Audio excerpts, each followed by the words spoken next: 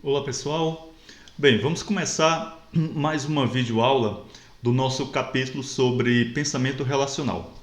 Nos tópicos anteriores, nos vídeos anteriores, nós já vimos as seguintes estruturas matemáticas: grafos, conjuntos e funções. Todas essas estruturas vistas a partir da ótica do pensamento relacional. Agora a gente vai conhecer mais uma estrutura que tem tudo a ver com o que o nosso capítulo trabalha, que é o pensamento relacional. Bem, essa estrutura matemática chama-se relações. Alguns autores de livros de matemática discreta costumam colocar o tópico relações antes do tópico funções. Por quê? Porque uma função, antes de mais nada, é um tipo de relação.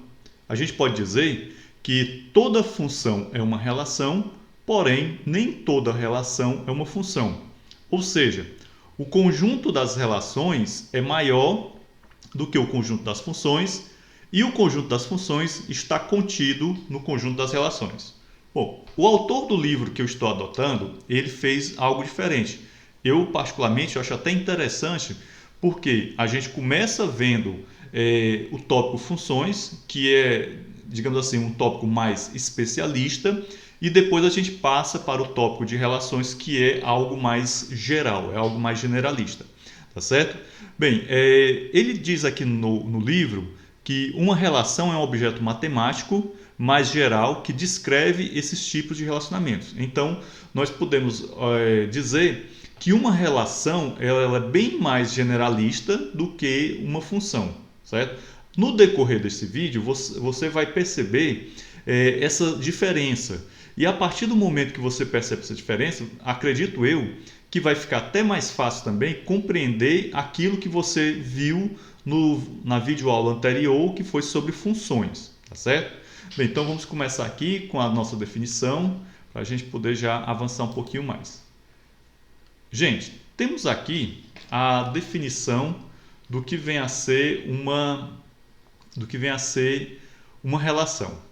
Então, uma relação em um conjunto S é um subconjunto, isso é importante a gente frisar isso aqui, é um subconjunto de S é um subconjunto de S. Então, a primeira coisa que você precisa compreender sobre relações é que ela é um subconjunto, é um subconjunto de um produto cartesiano. Então, eu tenho aqui um conjunto S qualquer, eu faço o produto cartesiano desse conjunto, vou obter, né, esse produto cartesiano e uma relação é o subconjunto dele, tá certo? Se R é uma relação em S, então dizemos que A está relacionado, atenção, A está relacionado a B, né? Então essa é a expressão que a gente costuma utilizar para se referir à relação, se o par AB pertence a R. Então aqui já estou deixando bem claro a definição do que vem a ser uma relação. Então uma relação, primeiro, ele é um subconjunto de um produto cartesiano. Uma relação ela é composta por um par ordenado desse subconjunto, ou seja, desse subconjunto R, né, como vocês podem ver aqui. E nós nos referimos a esse par ordenado da seguinte forma: A está relacionado a B. Claro, se o par AB pertencer ao conjunto R, certo? Algumas vezes a gente pode escrever da seguinte maneira: ARB, beleza? Se o par AB pertence a R, então, aliás, se o par AB não pertence a R, certo? Então A não está relacionado a B e nós vamos simbolizar dessa maneira aqui, correto? Então faltou só aqui um não pertence, tá bom? Mas acho que dá para você compreender aí.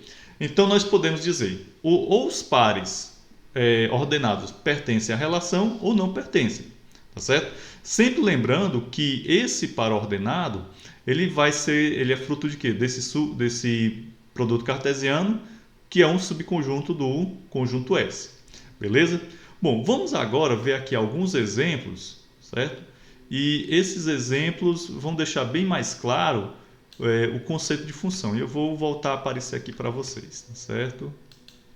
Bem, gente, então voltemos para cá. Nós temos, opa, acho que é melhor o desaparecimento, ainda tá cobrindo ali certo. Bem, vamos ficar assim mesmo, certo? Minha voz, eu apenas em off. Ok, então aí, pronto, beleza? Gente, então vamos lá, alguns exemplos aqui. Nós temos os símbolos, esses símbolos de igualdade, né? Maior que, menor ou igual, maior ou igual. Então, todos esses símbolos aqui definem relações no conjunto dos números inteiros. Então, eu tenho aqui o conjunto dos números inteiros, Z, né? Esse conjunto é formado pelos números 1, 2, etc, tal, menos 1, ok? Então, se eu tenho um par, como por exemplo esse daqui, esse par, ele está definido na relação, nessa relação aqui, certo? Se eu tenho um par como esse daqui, então ele está definido na relação maior que, certo? E por aí vai. Então vocês observam que as relações acabam sendo o quê? Descrevendo, né, relacionamentos entre determinados objetos, tá bom? Então aqui ficou bem claro para vocês também, tá certo? Bem, temos aqui um outro exemplo que também é bem interessante para a gente compreender as relações não somente da perspectiva de números, mas também de objetos do mundo real. Vamos chamar W, né, o conjunto de todas as páginas web, certo? Todas as páginas da web. Então, uma coisa interessante a se observar nesses exemplos é que o tempo todo nós estamos utilizando a terminologia conjuntos, né? Então, por isso que foi importante a gente ver conjuntos antes de ver relações. Continuando aqui.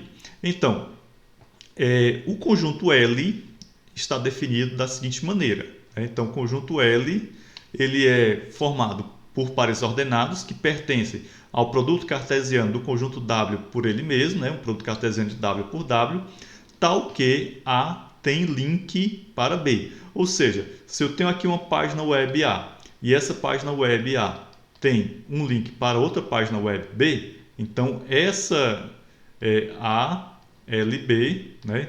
Uma vez que L é o nome da minha relação, eu estou dizendo que A está relacionado com B, tá certo?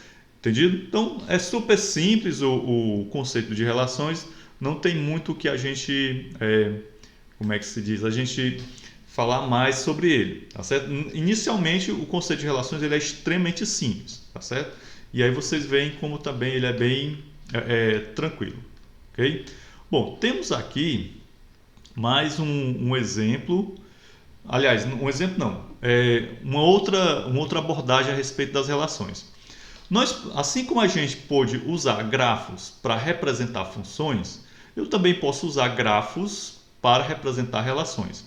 Lembre-se que nas funções nós utilizamos grafos orientados na representação de funções. Por quê? Porque nas funções nós tínhamos dois conjuntos, né, que é o domínio da função e o contradomínio da função. E quando eu utilizo um grafo orientado para representar uma função, eu preciso dizer qual elemento do domínio ele está relacionado a que elemento do contradomínio. Aqui nas relações, a coisa pode ser um pouco mais relaxada. Então, eu tanto posso utilizar grafos orientados, como também grafos não orientados para representar as relações. Tá bom? Então, vamos aqui a um exemplo. O nosso exemplo diz que o conjunto X é formado por esses números, 2, 3, 4 e 6. E esse grafo aqui ao lado, ele está representando a relação divide, certo? Então, se um determinado número A divide o número B, certo? Então, ele pode formar um par ordenado, tá certo? Então, vamos observar aqui o gráfico. Eu tenho aqui o número 2, a gente sabe que 2 divide 2, né? Isso daqui é verdadeiro. Eu tenho que o 2 divide 4, ou seja, eu tenho aqui um outro par ordenado, 2, 4.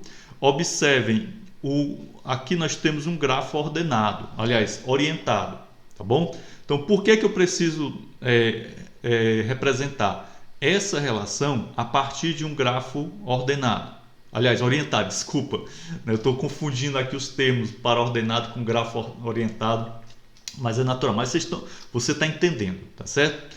Bem, por quê? Porque uma coisa, né, 2 divide 4 E outra coisa bem diferente seria isso daqui, tá certo? Então, isso daqui não está valendo para a relação divide, tá bom? Então, aqui, no caso aqui, seria uma divisão inteira. Aí aqui não está valendo, tá certo?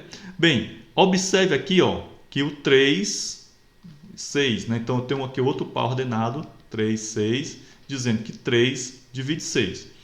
Ok? Então, nesse caso aqui, é uma relação, né, representada por um grafo orientado. E quando eu tenho uma relação que não carece de um grafo ordenado, aliás, um grafo orientado, aí vocês vão ver agora um exemplozinho bem bacana, tá certo? Bem, antes da gente passar para o próximo exemplo, eu queria comentar com vocês um tipo de relação especial chamado relação simétrica. O que é uma relação simétrica, né? Vamos só destacar aqui, relação simétrica. Uma relação simétrica, ela acontece quando eu tenho esse tipo de situação aqui. X está relacionado com Y, se somente se, né? Lembre-se desse SSE, que é a abreviação de se somente se. Y está relacionado com X, ok? Então, seria mais ou menos o seguinte. Se em uma relação eu tenho um par 2, 4, e na mesma relação eu tenho um par 4, 2, né? E sempre que eu tiver um par como esse, eu tenho digamos assim, o contrário dele, né? Então eu tenho uma relação simétrica, tá certo? Entendido? Então isso daqui é uma relação que denota simetria. Bem, a simetria é uma propriedade que existe na natureza e que é uma das coisas mais belas que existe na natureza, é a simetria. Em outro momento a gente bate um papo sobre isso, que é um papo bem interessante para vocês perceberem o quanto a matemática está na natureza, o quanto, como disse, acho que foi Galileu que disse que a matemática foi a linguagem que Deus utilizou para criar o mundo. Mas esse é papo para um outro momento. Gente, vamos continuar aqui, ó. Temos aqui um exemplo que é bem bacaninha. Ele diz o seguinte, deixa eu só ajeitar aqui. Opa, bom. Eu quero determinar uma relação nesse conjunto aqui, certo? Esse conjunto, opa, deixa eu dar uma destacada. Esse conjunto X, eu preciso determinar uma relação. Esse conjunto X é formado pelos números 2, 3, 4 e 6. E ele vai ser definido por A e B quando A vezes B for menor do que 13, certo? Então, essa relação aqui, certo? Ela é uma relação simétrica. Por quê? Porque eu tenho aqui, ó, A vezes B, eu tenho A vezes B é igual a B vezes A, tá certo? Então, aqui nós temos uma simetria, tá bom? Bem, vamos agora passar para um outro tópico interessante, que é um tópico em que a gente vai ver com mais profundidade a questão das funções e das relações. Na abertura desse vídeo, eu comentei com vocês que toda função é uma relação, mas nem toda relação é uma função, certo? Então, o conceito de relação é mais amplo, é mais geral do que o conceito de função. Eu vou desaparecer aqui um pouquinho para que eu possa, vocês possam ver melhor aqui a nossa lousa, certo? Então, opa, peraí. Agora sim. Beleza? Bom, com relação às funções, é interessante a gente comentar o seguinte, né? Qual seria a diferença básica entre uma relação e uma função? Certo? Vamos pensar, pense aí um pouquinho, qual seria essa diferença básica? Eu já deixei claro para vocês uma determinada pista, né? Mas pensemos um pouquinho.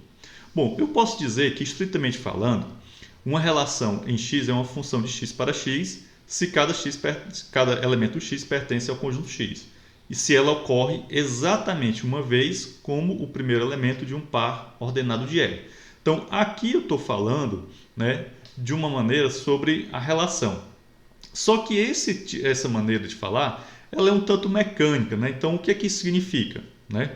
Então, vamos aqui pensar numa outra maneira de descrever como os elementos de um conjunto dependem dos elementos de um outro conjunto. Acompanhe meu pensamento. Quando fazemos o gráfico de uma função y igual a fx, né? Então pense bem, uma função, né? Uma função como essa daqui, que o elemento y é definido pela função fx, o que é que nós dizemos? A gente sempre fala, né, que o y é a chamada variável dependente. Então, y nós chamamos de variável dependente. Ok? E o x, ao contrário do y, é a variável independente. Certo? Opa, será que vai caber? Não, quase não coube, né? Então, y variável dependente e x variável dependente. Isso eu estou falando, pessoal, dentro do aspecto, dentro do campo das funções, certo? Então, o que é que isso quer dizer? Quer dizer que o valor de y vai depender do valor de x que eu passar.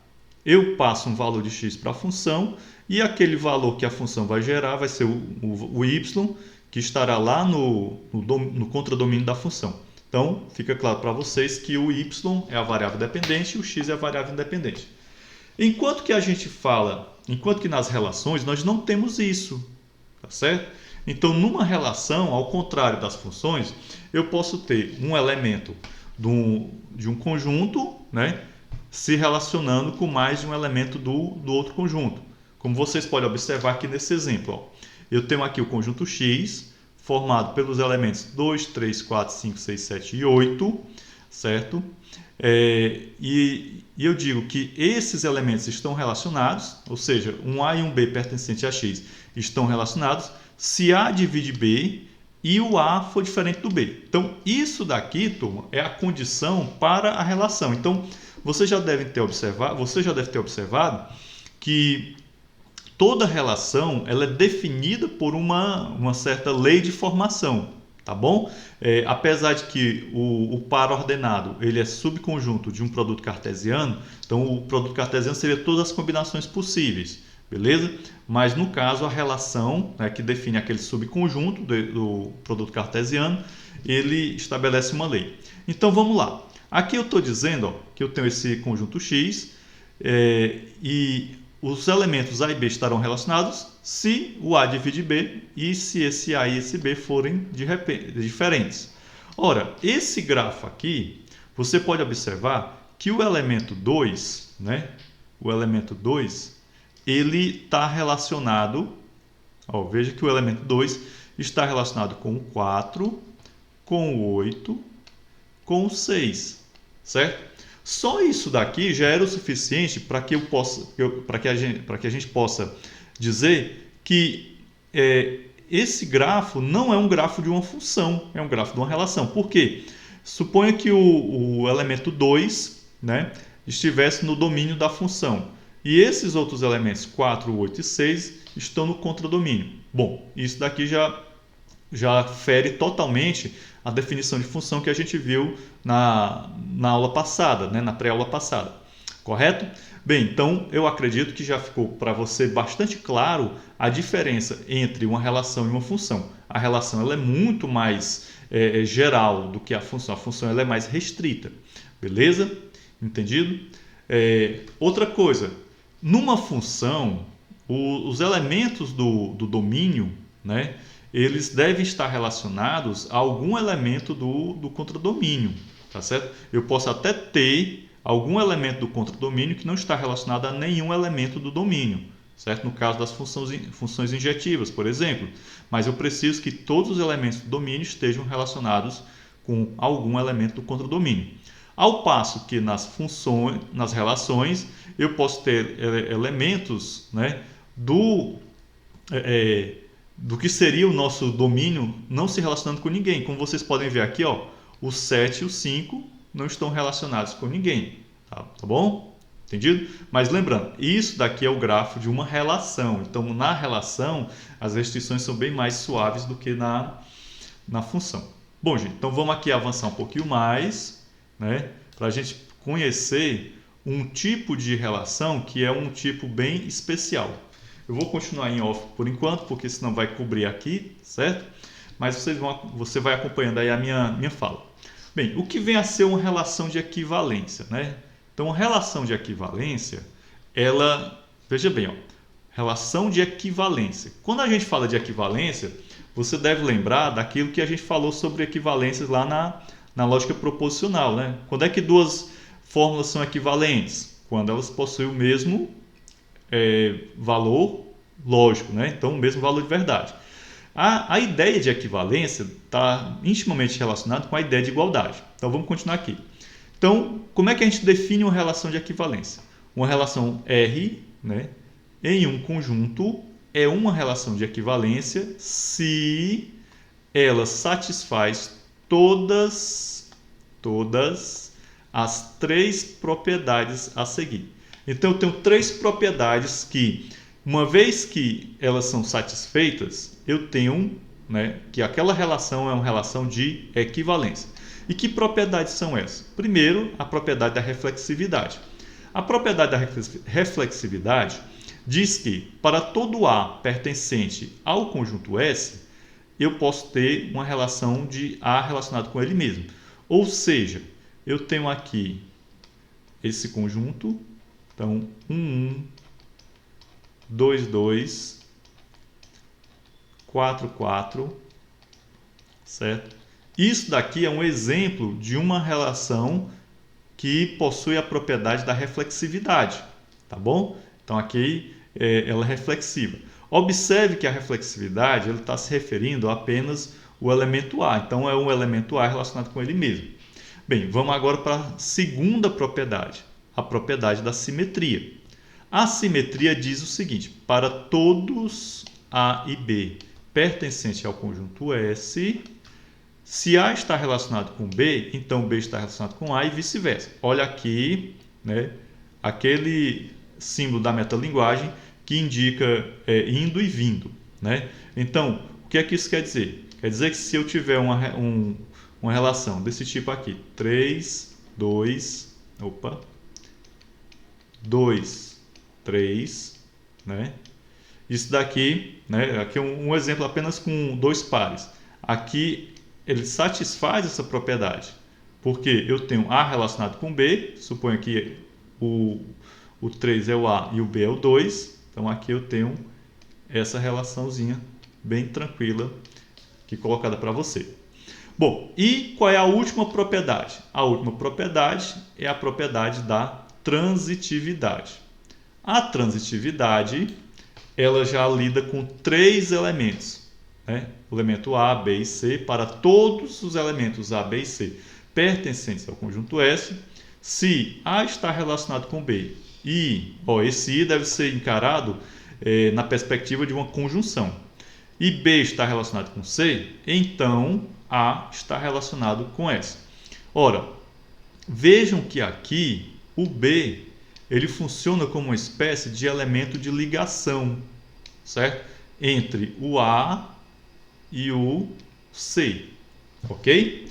Bem, você deve estar lembrado que a questão da transitividade foi falado, né, de outras maneiras lá na nosso momento, né, da aula de funções, quando nós falamos de funções compostas, né, de composição de funções, beleza? Bom, aqui nós temos um exemplozinho bem legal, um exemplozinho bem bacana, que fica bem fácil de você entender essas três propriedades, né? E também como é que a gente pode proceder na demonstração da mesma, certo? Na demonstração de uma determinada relação que é equivalente. Bom, só reforçando aqui, quando uma determinada relação possui essas três propriedades, ou seja, ela satisfaz todas as três propriedades que eu acabei de falar, que é reflexividade, a simetria e a transitividade, eu posso afirmar que essa relação é uma relação equivalente, né? Então, nós podemos classificar essa relação como sendo uma relação equivalente, beleza? Se alguma dessas propriedades não for satisfeita, aí eu não posso dizer que essa relação é uma relação equivalente, correto? Acredito eu que ficou claro para vocês isso daqui.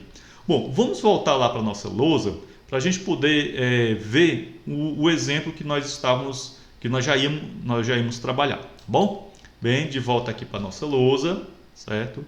Temos o seguinte, ó. Seja S o conjunto de todos os símbolos na forma x divide y, certo?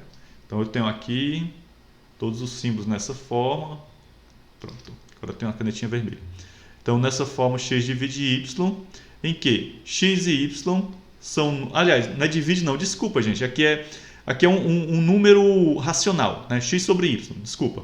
Então, em que x e y são números inteiros com o y diferente de zero. Ora, aqui acabei de definir o conjunto dos números racionais. Em outras palavras, o S está definido dessa maneira aqui.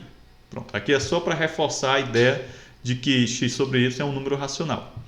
Defina uma relação R em S da seguinte forma. Para todos os elementos x sobre y e z sobre w em S, x sobre y está relacionado com z sobre w se x vezes w for igual a y vezes z. Então, isso daqui é a lei de formação, essa daqui é a lei de formação da minha relação, certo? A minha relação só pode existir se essa igualdade aqui for verdadeira. Então, os pares no conjunto dos racionais, né, que não satisfizerem a essa condição aqui, eles não podem participar da relação.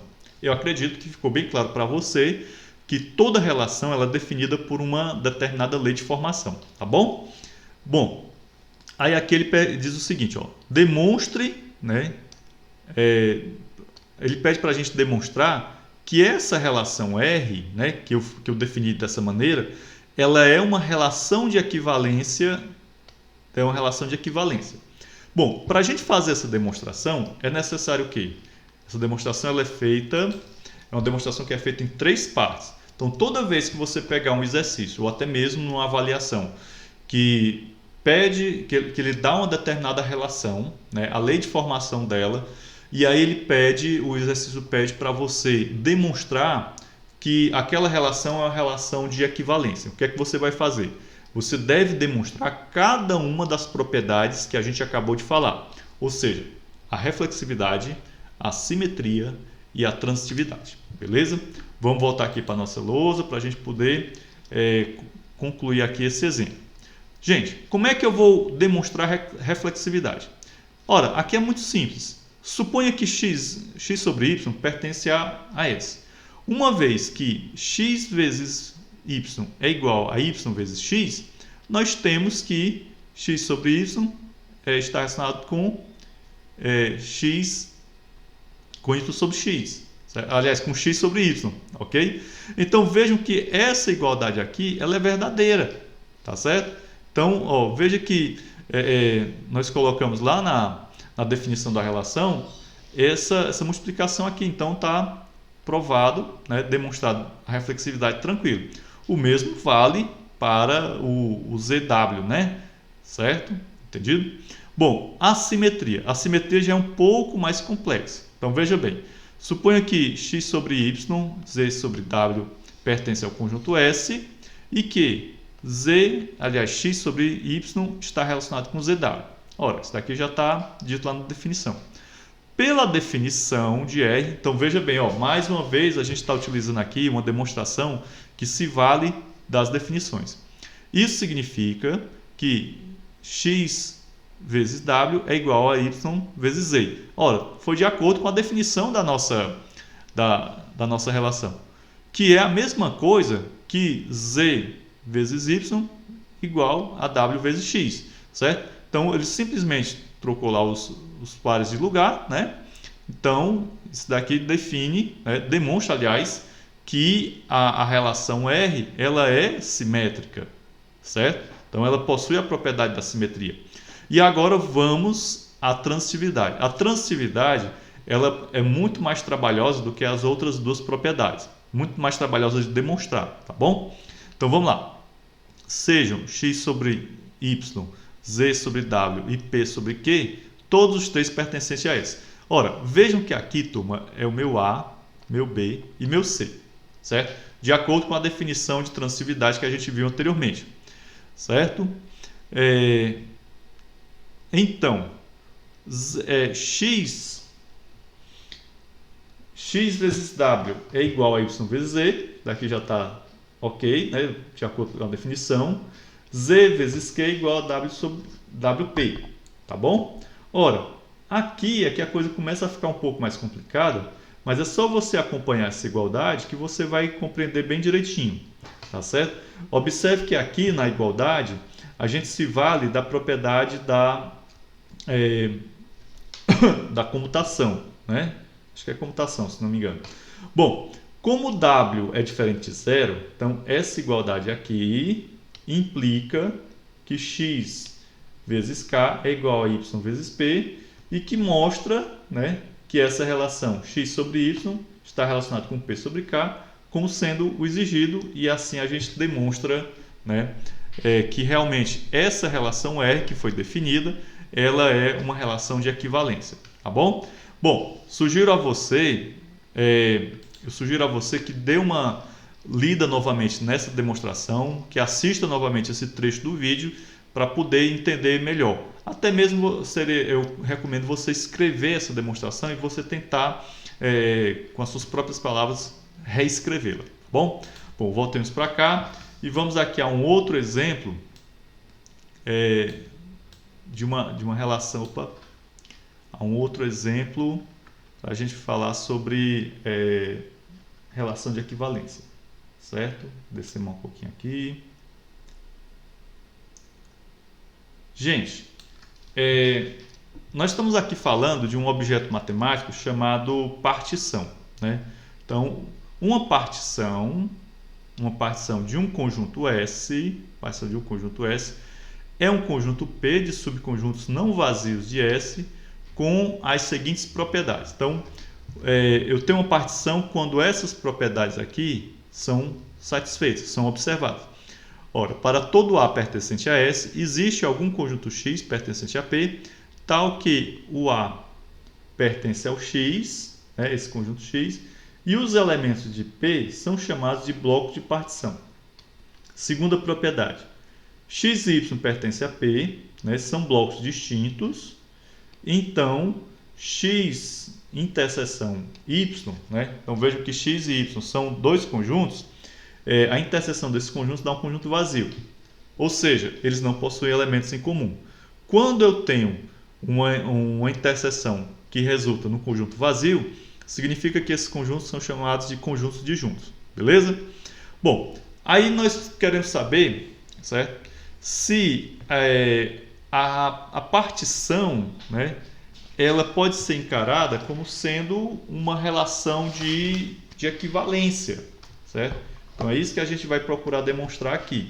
Tanto que eu deixei aqui os espaçozinhos, né, para a gente poder fazer a demonstração, ok? Vamos lá, então... Bom, gente, antes da gente começar a nossa demonstração, é interessante salientar que uma partição, né, deixa eu reaparecer aqui para vocês. Bom, então é importante a gente salientar que uma partição é apenas uma maneira da gente dividir um conjunto em partes que não se sobrepõem, certo? Ou seja, que não tem elementos em comum, então são elementos distintos. Mas vamos à nossa demonstração de que uma partição é uma relação simétrica, certo? Vamos lá, presta atenção. Bem, na verdade nós vamos aqui definir uma relação da seguinte forma, certo? Determinar uma relação em S, definindo ARB, se A e B, né, se esses elementos A e B pertencem ao mesmo bloco, ou seja, pertencem ao mesmo bloco X ou ao mesmo bloco X3, X4, enfim. Essa relação R aqui, ela deverá ser uma relação de equivalência, certo? Se os dois elementos A e B, eles estão relacionados, mas eles devem pertencer ao mesmo bloco, correto? Bom, aqui era a definição de partição, e agora em cima dessa partição nós vamos agora trabalhar com essa relação em que a lei de formação é dizer que A está relacionado com B se A e B pertencem ao mesmo bloco. Bom, como é que a gente vai provar que essa relação ela é reflexiva? Ora, vamos supor que o A pertence ao conjunto S, né? Lembrando que essa partição aqui é uma partição do conjunto S, tá certo? Então, se esse A pertencer ao S, esse A deve estar em algum bloco X, em algum desses blocos daqui, certo? E se ele está num determinado bloco X, né, ele está relacionado com ele mesmo. Então, a RA está valendo, ou seja, qualquer elemento de algum bloco desse daqui está relacionado com ele mesmo. Então, a propriedade da reflexividade tá valendo, correto? Daqui de canetinha para ficar mais visível. Bom, como é que a gente vai provar a simetria? Bem, a gente sabe que nós temos dois elementos, A e B, que pertencem a um bloco X qualquer. Esse A e B, eles pertencem ao conjunto S, que por sua vez devem pertencer a um bloco X qualquer, correto? Então, se eles estão no mesmo bloco, eu posso dizer que A está relacionado com B, certo? Beleza? E que B, opa, meu Deus, B está relacionado com A, certo? Então, nesse caso aqui, também eu observei a simetria. Por quê? Porque esses elementos A e B, que pertencem ao conjunto S, eles estão em um determinado bloco X, certo? E se o A está relacionado com B, o B vai estar relacionado com A. Então, simetria também observada tranquilamente aqui. Bom, vamos agora para a propriedade mais complicadinha, que é a da transitividade. No caso da transitividade, nós vamos levar em consideração o quê? Que eu tenho três elementos, A, B e C, né, que vão pertencer ao conjunto S, certo? E que, por sua vez, né, eles devem estar em algum bloco, né? Então, já que eu tenho aqui a parte, ele pertence ao conjunto S, esses três elementos vão estar no mesmo bloco, ok? Ora, se eu tenho esses três elementos pertencendo a um determinado bloco e o elemento A está relacionado com B e o elemento B está relacionado com C, né? Logo, né, A está relacionado com C. Por quê? Porque todos eles estão no mesmo bloco de partição. Portanto, ficou claro aqui para todos, né, para você, que a relação, essa relação definida, que é relacionado com B, né, certo? Nesses blocos de partição, é uma relação de equivalência, beleza? Bem, turma, com esse último exemplo, a gente encerra essa parte de relações e equivalências, né? Relações e equivalências. E agora a gente vai partir para no próximo vídeo, será o vídeo que vai encerrar esse capítulo de pensamento relacional, tá bom? Então, espero vocês no próximo vídeo. Esse conteúdo que a gente viu agora, eu apenas apresentei superficialmente, como tenho apresentado em todos os demais vídeos. E os aprofundamentos serão feitos no nosso momento síncrono, tá certo? Sempre lembrando para vocês que essas videoaulas, né, elas são destinadas especialmente para os meus alunos de matemática discreta do curso de Ciência da Computação da UVA e que elas fazem parte de uma estratégia de aula que eu estou adotando em virtude do momento da pandemia, né? Então, essas videoaulas elas constituem pré-aulas, que é para que o aluno possa ter algum contato prévio do assunto que eu vou abordar no momento síncrono, para que assim, quando a gente chegar no momento síncrono, você, aluno, tenha já algum conhecimento daquilo que eu vou apresentar, ou melhor, que eu vou aprofundar o conteúdo, tá bom? Então, fiquem bem e até o nosso próximo vídeo ou o nosso encontro síncrono. Um grande abraço!